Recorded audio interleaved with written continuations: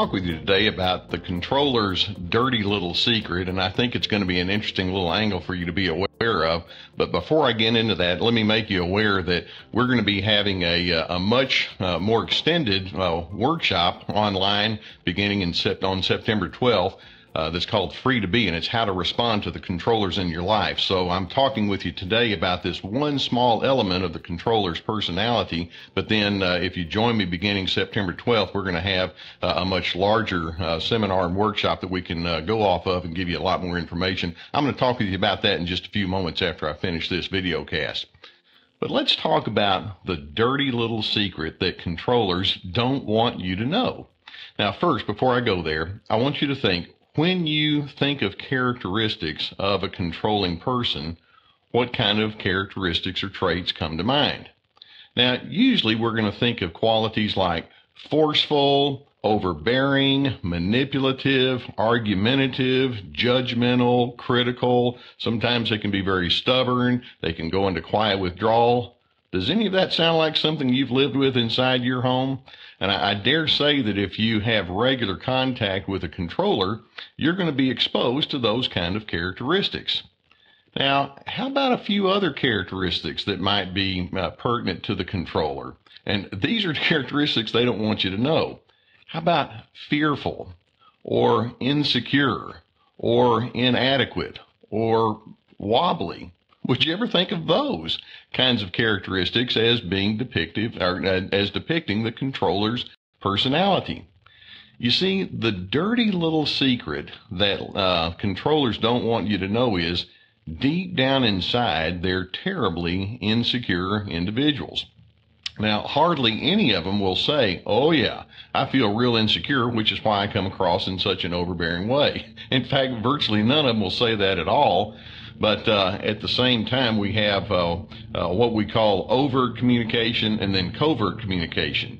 Controllers in their overt communication kind of give the aura that says, I know what's going on, I know what's right, I'm very secure in what I'm saying, and you better get on board with me.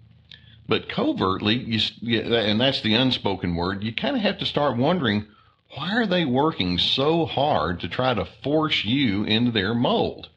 And basically it comes down to one huge thought, and that is the controller is saying, I'm putting you in charge of making me feel good right now. So what are you going to do to help me feel stable? That's what it's all about. Now, as you think about this, and if you're on the receiving end of this kind of message, I want you to consider several thoughts with me so that you're not going to get caught in the snare that the controller wants you to get caught up into, and basically they're going to be kind of like a bully who just wears you down, and finally you just acquiesce and say, okay, I'll do whatever you want.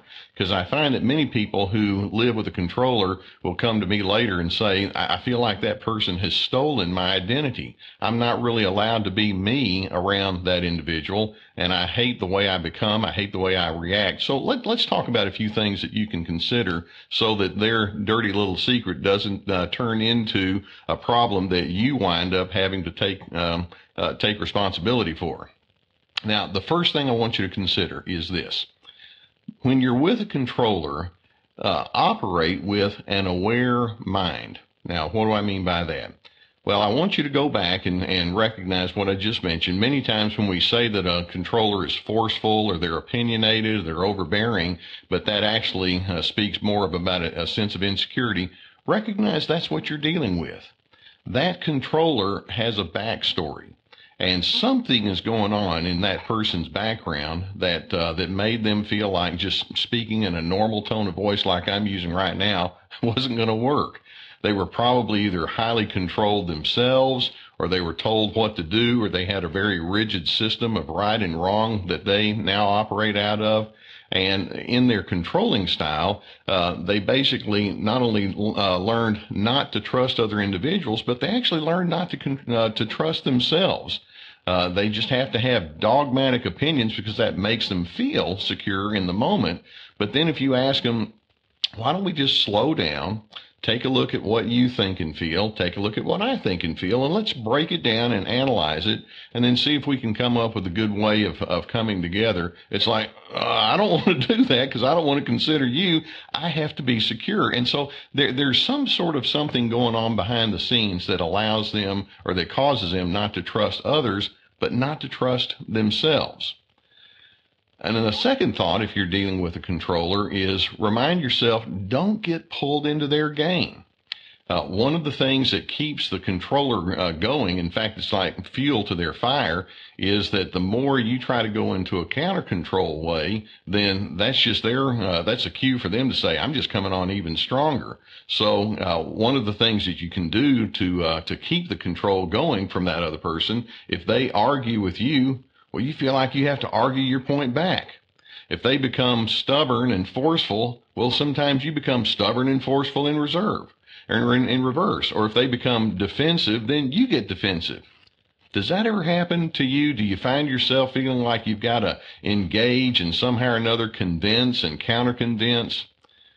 What if instead you decided, I feel no need to be defensive around this person. If they want to accuse me, that's on them. I'll defend, I'll explain myself once perhaps and give an explanation of who I am and why I think the way I do. And then once I've done that, I'm finished. And then when they give their predictable blowback, it's like, well, I don't have anything new to say. Or if they want to talk about how their truth is the only truth and you do stand up once for your truth and then they say, well, you're an idiot. Okay. You have permission to think of me that way. I'm not playing your game with you, and I'm not going to get into this point-counterpoint, which is exactly what the controller wants you to do, because that keeps the game going, and then they can be forceful and they can win. Or a third thought, use your self-restraint as a positioning for your own sense of leadership and influence in that person's life. Now, I'm under no illusion that all controllers can be influenced in a healthy way, but some can. Sometimes they're just so overbearing to the point of narcissism that they just aren't going to listen to any kind of input at all. But let's suppose a person comes along and they're way too overbearing and they're way too forceful, and instead you maintain calm and you maintain a level-headedness. In the end, perhaps when they emotionally sober up, you've got a whole lot more clout to draw from, because whatever you do have to say in other moments about who you are is going to be received more willingly, hopefully, because you'll have maintained a sense of decency and honor, and that actually matters in a relationship. Or how about this? When someone comes on in a super forceful and controlling way, demonstrate a willingness to understand them. Now, that's going to catch them off guard because they're expecting you to offer that counterpoint that I just mentioned. But if someone says, well, I just think you're stupid and you don't know what you're talking about, and they're just going to come on to you in a real overbearing kind of way, perhaps you might say something like, well, I know that when I think differently and have different priorities, that really does frustrate you. Tell me more about why you feel that way. And then when they come on like, well, how am I supposed to feel when you're over there being this? And they just go on, then I might say something like, you're making yourself clear. You're feeling frustrated. You wish that I would be A instead of B. I get it. Is there something more that you want me to know? And instead of arguing, which actually is your insecurity back, just remain calm and let them have their temper tantrum if that's what they're going to do, but show some understanding to where they are. Now, this leads to another point, and that is it doesn't mean you just have to stand there and take it. If a controller just keeps going on and on in their overbearing way, it's appropriate for you to set some sort of stipulation and boundary. Now, let's keep in mind that that the controller isn't going to like it, but if you say something to the effect of, I know you have a lot to say, but it seems like there's a lot of repetition. I'm going to end my participation here. They may get angry, but end your participation. Or if they're going to be mean and overwhelming and like doing projects together, then I'm not going to do that project with you, or things of that nature. But do be willing to set your boundaries. But again, notice my tone of voice. Maintain a sense of calmness and steadiness. Now, the point I'm wanting to make here is if you're dealing with a controlling person, they're throwing all of their emotional insecurities onto you. And the key that I want you to hold on to is you're not required to receive it, and you're not required to get pulled into such a counterproductive engagement with them that you wind up becoming every bit as unhealthy as them. Maintain your calm and maintain your self-control, even though they want to be the one that has control over you. And in the end, as you don't go into that counter control mode, then you show yourself to be the secure person that controlling person is not. Now, as I mentioned to you just a few minutes ago, we are going to be having a webinar that's going to begin on September the 12th at 6:30 Central Time. And we're also going to be doing another one on September the 14th. That's going to be a Thursday. And then the next week, September 19th, and then September 21st, we're going to wrap it up. It's going to be a 4-part series, and it's called Free to Be: How to Respond to the Controllers in Your Life. And we're going to be taking some of the thoughts that I've just been expressing to you here and build on it greatly so that you can be prepared to know how to manage yourself in a clean and healthy way when you're in the presence of a controlling person. And there's one thing I'd like for you to do.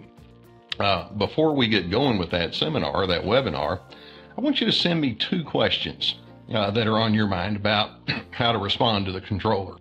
As you've encountered some people who have a real strong controlling tendency, you may have some questions. How do I deal with this? Well, send those questions to me and just write them in the comment box right there where you're watching the video, and we'll see if we can incorporate some of that inside the webinar. So stay tuned. We're going to have a lot more in the Free to Be webinar that's going to be beginning September 12th.